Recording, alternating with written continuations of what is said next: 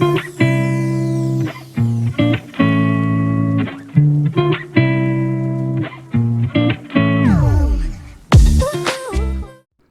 I'm Lynette and welcome. Today I'm going to be serving up some St. Patty's Day eye look inspiration using some singles from Sydney Grace and Clionadh Cosmetics, as well as the Viseart Grand Pro Volume 3 palette. Everything used on the eyes will be listed down below, so let's get started.